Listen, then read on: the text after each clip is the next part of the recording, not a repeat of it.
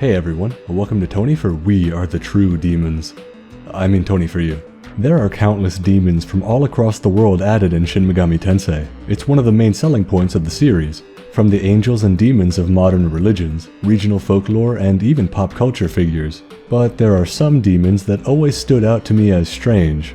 The demons you might recognize not from old religious books or stories of legends, but local news and true crime. This got me interested in researching some of these demons based on real people. But the more I researched, the more I understood just why they deserved to be called demons. True evil isn't something just in the realm of fiction. Sometimes, the most frightening demon could be right next door. Without any further ado, let's discuss just a few of these individuals. Content warning. Some of the things I talk about in this video will be graphic in nature. If you do not want to hear the descriptions of violent crime, feel free to click the timestamps in the description below, which will be marked light and dark depending on the subject matter. I also anticipate this video may be demonetized due to this, so please consider supporting me on Patreon. Regardless, thanks for watching. The first demon to catch my eye and the inspiration for this video was a demon called Night Stalker.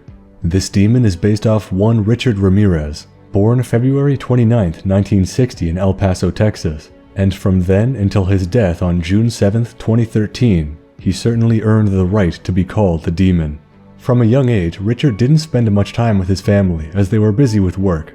This led to him getting into many accidents. Before he was even a teenager, he had multiple head injuries requiring stitches that left him with concussions. His brother, even at a young age, was sniffing glue and committing burglaries, and Richard himself was known to have been drinking alcohol and smoking marijuana by the age of 10. When he was 12 years old, his cousin returned back from his tours of Vietnam, one Miguel Ramirez. Being a decorated Green Beret in the army, you'd think a strong authority figure would do the young boy some good. But in reality, Miguel set Richard on a very dark path. The war veteran would often show Richard Polaroids of women he had sexually assaulted and murdered while on duty in Vietnam, often boasting loudly of his crimes to the young boy, who would later describe the Polaroids as fascinating. Like a switch flipped in the young Richard's brain, he became obsessed with his cousin Miguel's life experience and would listen closely as the combat veteran passed on what he learned in the army, like silently killing and how to stay hidden in the darkness. Later, on March 4, 1973, when Richard was only 13, he was spending more time with his cousin when a dispute broke out between Miguel and his wife. Miguel flew into a rage and pulled out a revolver, pointing it at his wife and shot her, point blank, in the face, in front of his children and cousin. Richard would later describe this event in much the same way as his cousin's Polaroids. Fascinating. Miguel would later be found not guilty for murder by reason of insanity. The young Richard would later move into his older sister's home with her husband. This husband had a nasty habit of voyeurism, peeping on women through their windows, and now bringing Richard along with him. Eventually reuniting with his cousin Miguel after being let out of the mental facility, the group of men would often bond over alcohol, cocaine, and psychedelics, all before Richard was even 18 years old. As he aged, Richard would delve deep into a fascination with Satanism and the occult. Shortly before losing ties with his family entirely, he called his mother and said he was touched by Satan. The true infamy of the Night Stalker began in 1984 when Richard was 24, with the murder of Mei Leong, a 9-year-old Chinese American. Richard lured this young girl into the basement of her apartment building and committed acts so vile and disgusting I hesitate to repeat them. Over the next year, Richard Ramirez became a prolific criminal, being convicted of 12 counts of first-degree murder, 1 count of second-degree murder, 11 counts of violent sexual assault, and 14 counts of first-degree burglary. Usually killing with point-blank pistol shots and famously mutilating bodies, such as engraving inverted crosses on the flesh and drawing pentagrams around the room as a sick offering to Lucifer. Whether it was children or the elderly, Richard Ramirez would torture and kill anyone, usually entering the homes of families at night, killing the men instantly, allowing him to commit his horrendous acts to distraught women and children. What ended his crime spree was shoe prints left at the scene of many crimes, and finding a stolen vehicle clearly wiped of fingerprints, save one the police could salvage, positively identifying Richard Ramirez as the criminal in question. Oddly enough, Richard seemed excited by the coverage of his case, showing up to court in suits and sporting sunglasses. Even on the first day of the trial, Richard showed a pentagram drawn on his palm to the camera and yelled, "Hail Satan." He was later found guilty of all accused crimes and sentenced to 19 death sentences, well deserved. Despite that, in 2013 he died of lymphoma, awaiting execution in prison at the age of 53. In Shin Megami Tensei, Night Stalker is depicted as a man in a suit glowing brightly enough to blur out most of their distinguishing features, aside from a disturbing smile. They carry binoculars, possibly in reference to Richard's brother-in-law being a voyeur, furthering him down his dark path. Their profile in SMT4 describes them as demon worshippers who work in the shadows of society. They live a life of crime and sacrifice their victims to the demons they pledge their allegiance to. Many of their victims are children. By killing the ones God loves, they believe they are pleasing demons who hate God. While being based off the real-life Night Stalker, the demon is most likely in reference to everyone like Richard Ramirez.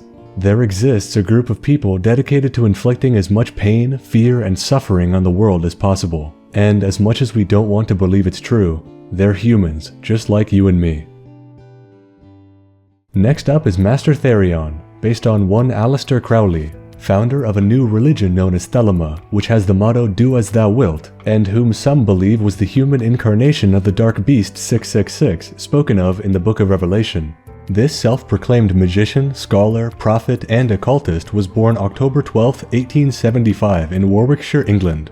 The Crowley family owned a very successful distillery business, but despite their riches, Aleister's father became a devout preacher.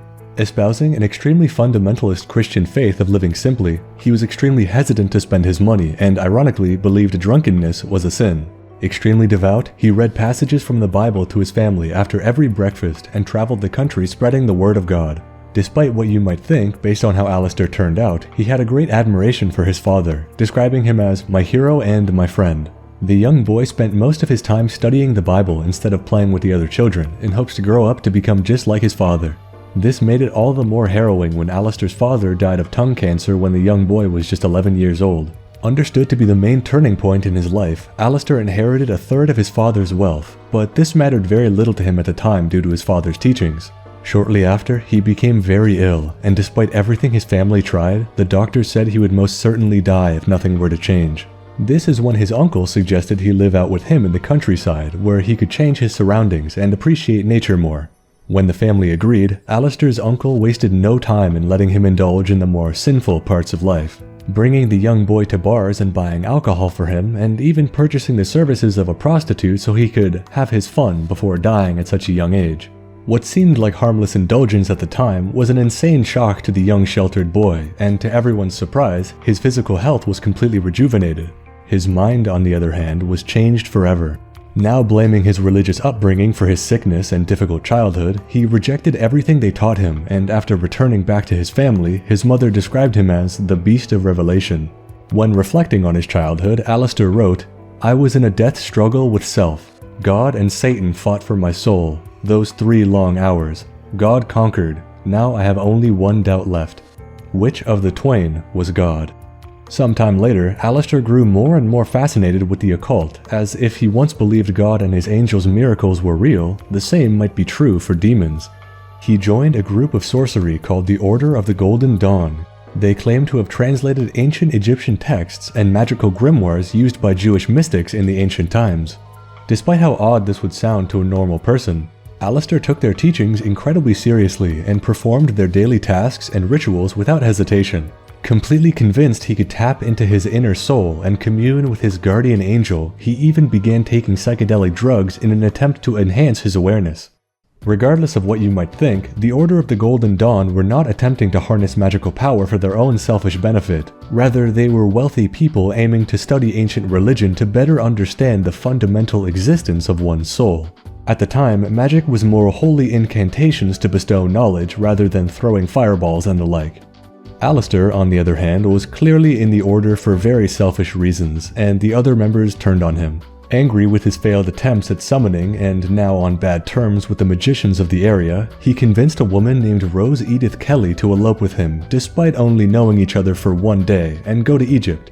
They stopped their journey in a cave, and Crowley began to recite his magic. Kelly's head flipped back, and after some time she claimed to have spoken to the Egyptian god Horus.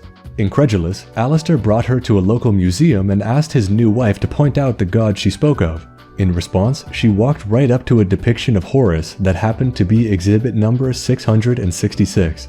blown away, Kelly then gave Aleister instructions on a summoning ritual. He immediately went to perform it, and much to his surprise, he heard the voice of his very own guardian angel, named Awise.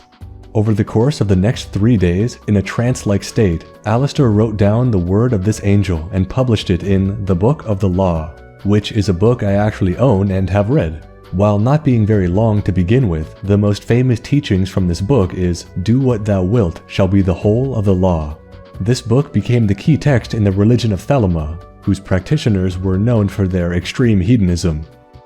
He spent a considerable amount of time traveling throughout Europe, preaching the Book of the Law and setting up compounds where he established sex magic. This was the belief that at the point of climax, a human's words would resonate throughout the entire universe. Needless to say, his homes were dens of drugs and debauchery.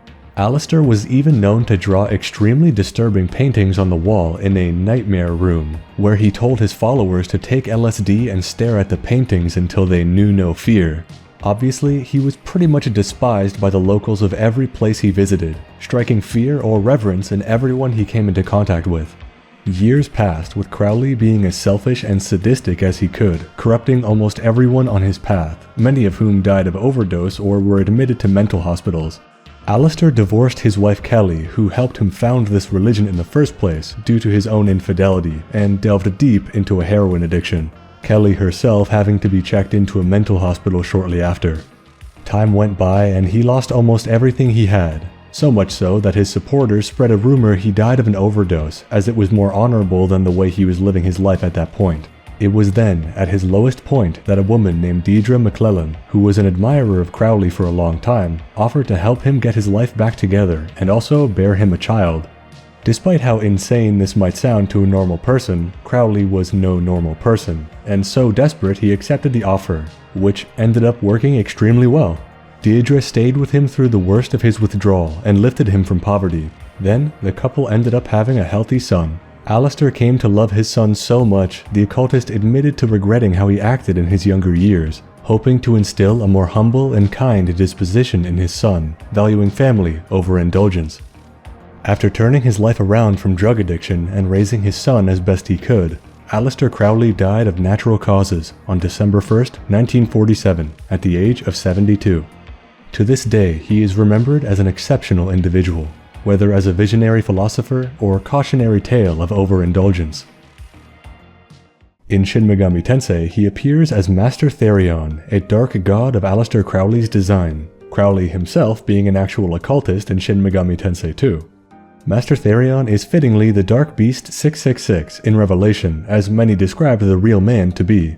This demon is the enemy of humanity. Harboring the power of Satan, he influences the kings of Earth to gather for the end of days. The design is a slender beast holding a staff with a segmented tail, similar to Satan's design, and let's not look at that shadow. The upper body is draped with a ritual cloak sporting the number of the beast. The head is that of an older man with multiple crowns stacked upon his head, representing him being the true influencer of the kings of Earth, leading humanity to its downfall, a mockery of the true King of Kings.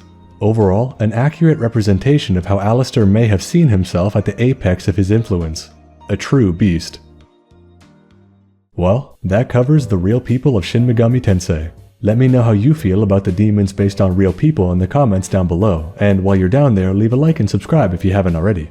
Crowley definitely won the most interesting to least scarring ratio, so he gets my vote, though I can understand why true crime stuff gets a lot of interest. Special thanks to Andre Vinicius de Silva Valens, Anton, Big T, Goose Kebab, Jim Taylor, Just a Middleman, Matt M, Mr. 8 Eyes, The Digital Dutchman, The Toaster Messiah, VideoGamer75, and many more for supporting the channel on Patreon. If you'd like to support, check the link in the description below. Seriously, for this video, you all mean a lot. Either way, thanks for watching this Real Demon History video, and I'll see you in the next Tony for You. Have a good one.